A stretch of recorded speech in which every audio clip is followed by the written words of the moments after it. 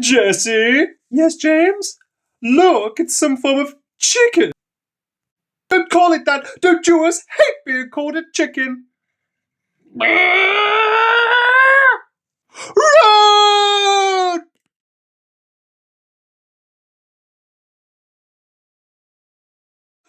Hola, amigos, it's Will here from Will's Custom Figures, coming at you today with a big bad breakdown of none other than Pokemon's Doduo and Dodrio from Gen 1. So please guys, sit back and relax while I talk you through why and how I made this set of flightless birds and all the details in between. So first things first, why work on these? Well, as you can see, these are the classics, they're the originals, they are the Gen 1s as I mentioned earlier. These are some of the all-time cutest and most creative Pokemon I could ever possibly have owned or created. Now, as you can probably tell, they're very, very similar to a bit of an ostrich and an emu look. These are just the perfect example of Generation 1 Pokemon's original creativity and thinking outside the box when you're creating a character. I love how the heads sort of communicate to each other and how they've been represented over the years in the different anime and in the games. And to me, they're all-time classics. I just had to have them in my collection. Now, let's get into a little bit of a comparison, and I'll get you into some of the history behind these two absolute legendary characters. And here they are next to my Ash figure. Now, I didn't actually sculpt this Ash. This is one that I found online. And you can't have Ash without having Pikachu. So as you can see, for scale purposes, if I just move Ash maybe back a little bit, bring Pikachu in, very, very small, but very, very cute nevertheless.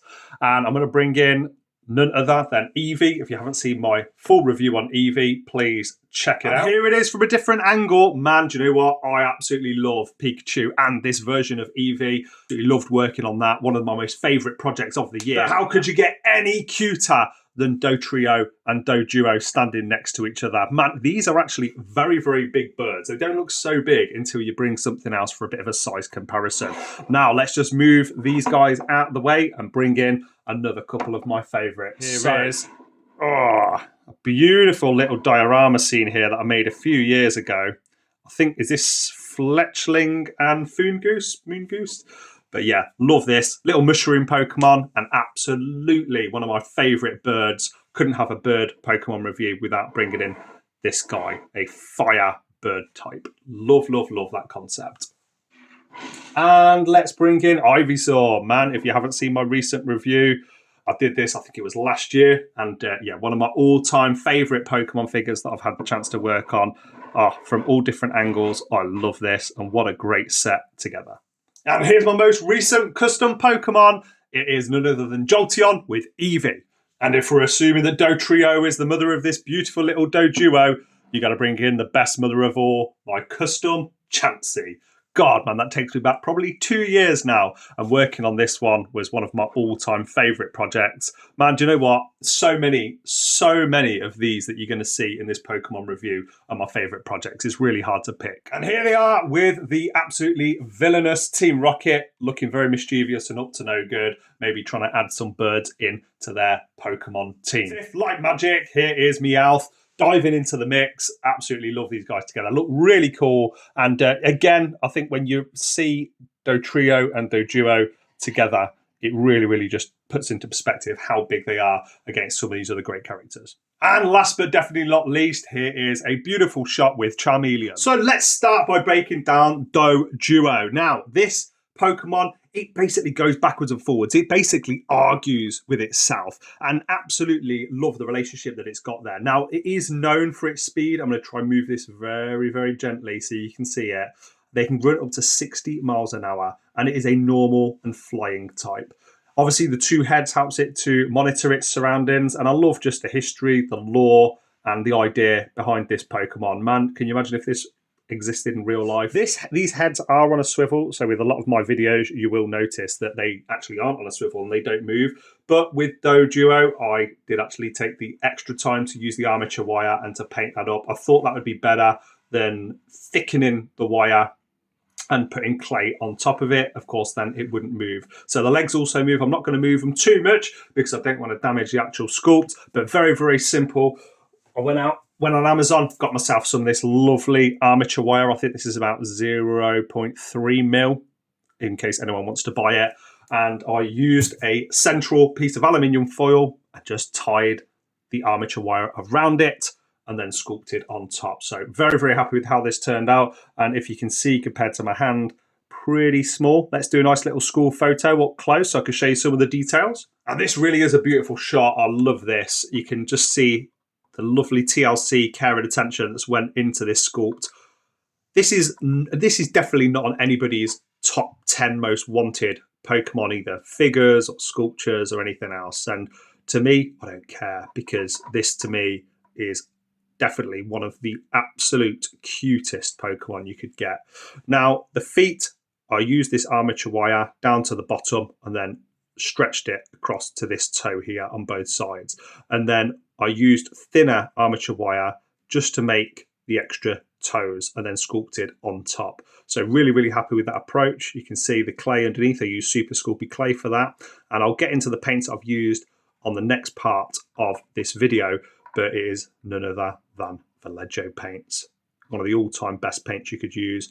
Again, with these beaks, I'd probably use a different clay now, something along the lines of Procreate Putty, but for this I used Super Sculpey, and it's held up. I've moved house 2 times since making this, and yeah, really, really happy with how it's turned out. And a nice varnish gloss on the eyes just to make it pop and that a bit of extra realism. And here we are with Dodrio, guys. Very, very happy with how this turned out. Again, surviving 2 house moves, so really happy with the strength of the sculpt. You might notice at the back here, if not, I'll bring it to your attention anyway, but this is actually broke, but it isn't the end of the world. This is the benefit of using armature wire inside, because you can see I've sculpted these, rolled out the clay, cut them out, glued them together once they were dry, but I can actually move the tail now. So yeah, something for me to consider with future sculpts. Again, using the armature wire to make the 3 prongs, this time the 3 necks for this absolutely fantastic looking bird, as well as the 2 legs as well going down. Same approach used on the feet. Let's get up close and have a look at this in a bit more detail. Just before I do that, just wanted to show you, Dodrio is well known for arguing with itself. So yeah, 2 heads will argue, and then of course the other one will probably be off pecking its dinner and get involved when the time is right. But yeah, love this Pokemon, and hopefully you like the attention to detail and the passion and the love that has gone into it. As a true fan of the franchise, yeah, this is something that was an absolute treat to work on. Here we go, a nice up close and personal school photo. Definitely no smiles here. But yeah, these guys have held up really, really well. I think the only difference is really compared to Doduo. Doduo doesn't have these lovely feathers on top. Dodrio does. And just a little bit of an interesting fact that I found out when I was getting ready for this video. Doduo has things like Peck, Double Hit, Quick Attack in its moveset throughout the games, whether or not it's virtual games, you know, Game Boy, Nintendo or whatever.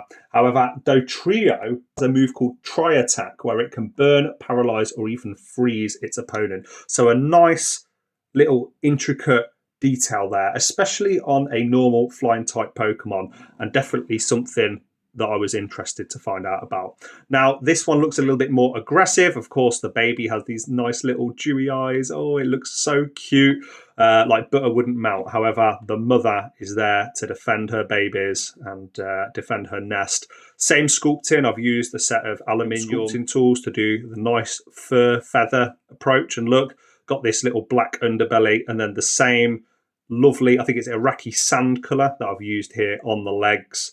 Again, with the feet, same as before, using thinner armature wire to get that ready. Now, the feathers on the back here, I've used sort of like a salmon pink and mixed pinks and whites and flesh colours all together to make this lovely set of feathers. But I think this figure really, really does pop. Of course, the most delicate bit being the tongue, but this has survived multiple moves, a little bit of a paint splodge on the nose there. Probably should have fixed that before doing this video.